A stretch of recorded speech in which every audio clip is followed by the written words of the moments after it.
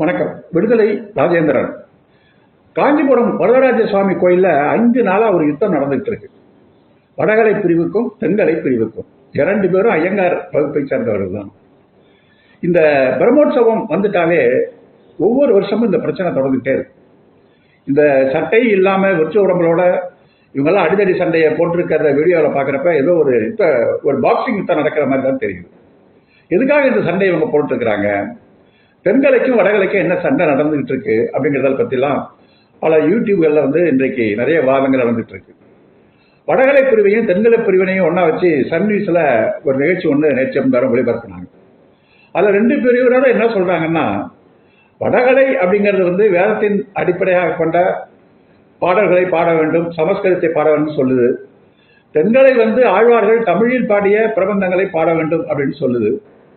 இந்த காஞ்சிபுரம் கோயிலில் வடகலையை பிரிவருடைய சமஸ்கிருத வேத பாடல்களை பாடுவதா இல்லை ஆழ்வார்கள் பாடிய தென்கலைக்கான பாசுரங்களை பாடுவதா அப்படிங்கிறதுல பிரச்சனை அப்படின்னு அவங்க சொல்றாங்க. ஆனால் 2 பேரும் தமிழில் தென்கலைக்காரர்கள் ஆழ்வாருடைய பாசுரங்களை பாடுறாங்கிறதுனால அவங்க வேதத்தை எதுக்குறாங்கன்னு அதுக்கு அர்த்தம் இல்லை. 2 பேரும் என்ன சொல்றாங்கன்னா, எங்களுக்கு 2மே முக்கியம்தான், 2 கண்ணு தான். இன்னும் சொல்ல போனா வேதத்தில் என்னென்ன கருத்துக்கள் சொல்லப்பட்டிருக்கோ அதையே தான் ஆழ்வார்கள் தமிழில் சொல்லியிருக்காங்க. மற்றபடி இந்த வேதத்தை எழுத்தெல்லாம் ஒன்றும் தமிழ் பிரபந்தங்கள் ஒன்றும் சொல்லி இல்லை. 2 ஒன்று தான், 2 கண்கள் தான்.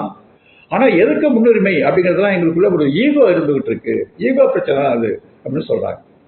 அதான் ஆண்டவனால கருவறைக்குள்ள போய் நீ தொட்டு வணங்குவதற்கான உரிமை உனக்குத்தான் உண்டு என்று ஆண்டவன் எங்கள்தான் சொல்லி இருக்கிறார். ஆகமங்கள் எல்லாம் அப்படித்தான் இருக்கிறது. இதற்கென்று கடவுளை சென்று வழிபடுவதற்கென்று சில தகுதிகள், திறமைகள், உடல் அமைப்புகள் எல்லாம் வேணும் அப்படின்லாம் சொல்றவங்க எப்படி இந்த ஈகோ கிளாஷ்ல மாட்டிக்கிட்டு சண்டை போட்டுருக்காங்க அப்படிங்கிறது நமக்கு புரியல. இது தொடர்ச்சியா அந்த சண்டை நடந்துகிட்டு இருக்கு. இது இன்றைக்கு நேற்று அல்ல, பிரிட்டிஷ்கார ஆட்சியிலேயே நடந்துச்சு. இது எல்லாருக்கும் தெரிஞ்ச விஷயம்தான். இதே கோயில்ல இந்த யானைக்கு வடகலை நாமம், அதாவது யூ வடிவ நாமம், தென்கலை நாமம் ஒய் வடிவ நாமம், எதை போடுவது அப்படிங்கிறதுல நீண்ட காலமாக ஒரு சண்டை. இந்தியாவில் இருக்கிற எல்லா நீதிமன்றங்களையும் தாண்டி பிறகு லண்டனில் இருக்கிற பிரிவி கவுன்சிலுக்கு போனாங்க. பிரிவி கவுன்சிலில் இருக்கிற வெள்ளைக்கார நீதிபதிகள் இந்த தீர்ப்பை பார்த்து வேந்து போய், கோயிலுக்குள்ள ஒரு யானையா, அந்த யானைக்கு நாமம் போடுவாங்களாம், அது எந்த நாமம் என்ன ஒன்றுமே புரியல என்று சொல்லி அவர்கள் என்ன சொன்னாங்கன்னா, போப்பா ஒரு வாரத்துக்கு வடகலை போடு, ஒரு வாரத்துக்கு தென்கலை போடுன்னு அனுப்பிச்சு விட்டாங்க.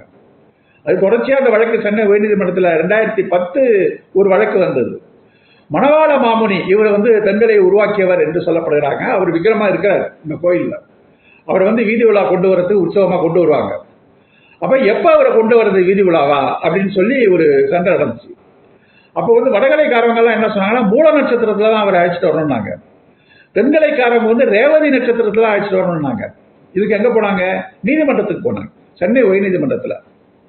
அதுக்கு பிறகு 2018 ஒரு வழக்கு.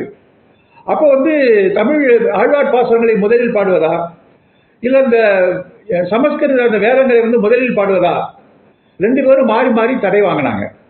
இதுக்கும் நீதிமன்றத்துக்கு போனாங்க. ஒரு வழக்கில் நீதிபதியாக இருந்த வைத்தியநாதன் சொன்னாரு, அப்பா இந்த பூமி சுற்றுகின்ற வரை உங்க பிரச்சனை ஓய போறதில்ல. ஒரு குறிப்பிட்ட ஐயங்கார் பிரிவினர் நீங்க சண்டை போட்டுக்கிட்டு ஏனைய பக்தர்கள் எல்லாம் கோவிலுக்கு வரவிடாம தடுக்கிறது என்ன நியாயம்? யோசனை பண்ணி பாருங்க. நீங்க வடகலையா தென்கலையா அப்படிங்கிறத விட மனிதர்களாக முன்னாடி இருக்கிறதுக்கு நீங்க யோசனை பண்ணி பார்க்கணும் என்று ஒரு கருத்தை நீதிபதி வைத்தியநாதன் அப்ப பதிவு செஞ்சிருக்கிறார். ஆக இந்த நம்ம கேட்க வேண்டிய கேள்வி என்னன்னு சொன்னா, இப்ப நீங்க நீதிமன்றங்கள் இதில் தலையிடக்கூடாது, அரசாங்கம் இதில் தலையிடக்கூடாது, காவல்துறை இதில் தலையிடக்கூடாது. கோயில் பிரச்சனைகளை அங்க இருக்கின்ற கோயில் பக்தர்களும் அர்ச்சகர்களும் தான் தீர்மானிக்க வேண்டும். கோயில்களை அரசு பிடியிலிருந்து விடுவிக்க வேண்டும். இது பிஜேபி சொல்லுது, அர்ச்சகர் சங்கம் சொல்லுது, பிராமணர் சங்கம் சொல்லுது, வைதிகர்கள் சொல்றாங்க. சரி, இப்ப காஞ்சிபுரம் கோயிலில் 2 பேருக்கு அடிதடி சண்டை நடக்கிறப்ப இதில் யார் தலையிட்டு தீர்த்து வைப்பது? காவல்துறை தான் தலையிட்டு பிரச்சனையை தீர்த்து வைக்க வேண்டிய அவசியம் இருக்கு. அதே மாதிரி அறநிலையத்துறை அதிகாரிகள் தலையிட வேண்டிய இருக்கு. அறநிலையத்துறை அதிகாரிகள் தலையிட்டு வந்தா நீங்க நிர்வாகத்தில் தான் தலையிடணும், வழிபாட்டில் தலையிடாதீங்கன்னு சொல்றீங்க. சரி, நீங்க ஏன் அடிதடி சண்டை போட்டுட்டு இருந்தீங்கன்னா இப்ப யார் தலையிட்டு தீர்ப்பது? சரி, எங்களிடம் ஆகமம் இருக்கிறது, ஆகம விதிப்படிதான் எல்லாம் நடக்கும் என்று ஜி.ஆர். சாமிநாதன் போன்ற நீதிபதிகள் ஏற்கனவே தீர்ப்பு எல்லாம் வழங்கியிருக்கிறாங்க. சரி, ஆகமத்தில் இதுல வடகலையா தென்கலையா எந்த பாட்டை பாடுறதுன்னு ஏதாவது குறிப்பு இருக்கா? ஆகமத்தில் இல்லைங்கிறப்ப என்ன செய்யறது? அரசியல் சட்டத்தில் திருத்தம் கொண்டு வந்த மாதிரி ஆகமத்திலையும் சட்டத்தில் ஏதாவது திருத்தம் கொண்டு வரலாமா? அப்படி திருத்தம் கொண்டு வந்து அனைத்து சாயினரும் அர்ச்சகராக்கலாம் என்று ஆகம விதிகளை திருத்தலாம் அப்படின்னு நீதிபதிகள்கிட்ட வழக்கு வந்தால் நீதிபதிகள் தீர்ப்பளிப்பாங்களா? இந்த கேள்விகள்லாம் இப்போ நம்ம விடைதேட வேண்டிய அவசியம் இருக்குது. ஆக அரசு பிடியிலிருந்து மதங்களை விடுவிக்க வேண்டும் என்று சொல்லுகிறவர்கள் பார்ப்பன பிடியில் இருக்க வேண்டும் என்பதற்காக சொல்லுகிறார்கள். ஆனால் அரசுடைய பிடியிலிருந்து நிர்வாகத்திலிருந்து தனித்து விட்டு தனியாரிடவர்களிடம் ஒப்படைச்சா என்ன ஆகும்? வடகலைக்காரங்கிட்ட ஒப்படைச்சாங்கன்னா வடகலைம்பாங்க, தென்கலைக்காரங்கிட்ட ஒப்படைச்சா தென்கலைங்கம்பாங்க. இந்த சண்டை பிரச்சனைக்கு தீர்வு காண முடியுமா? ஆக மதம் என்பது மனிதர்கள் கடவுளை காட்டி உருவாக்கப்பட்ட ஒன்று. அவரவர் வசதிக்கேற்ப இதில் கருத்துக்களை திணித்துக் கொண்டார்கள். ஆனால் மதங்கள் மாற்ற முடியாதது, அப்படியே தான் இருக்கணும், ஆகம விதிகள் மாற்றத்திற்கு முடியாது, அப்படியே தான் இருக்கணும் என்றெல்லாம் சொல்லிக் கொண்டு இருப்பது காலத்திற்கு பொருந்தாது. நிச்சயமாக அரசனுடைய தலையீடு தேவை. சட்ட ஒழுங்கை நிலைநாட்டுவதும் பொதுமக்களை காப்பாற்றுவதற்கும் அரசுக்கு கடமை இருக்கிறது.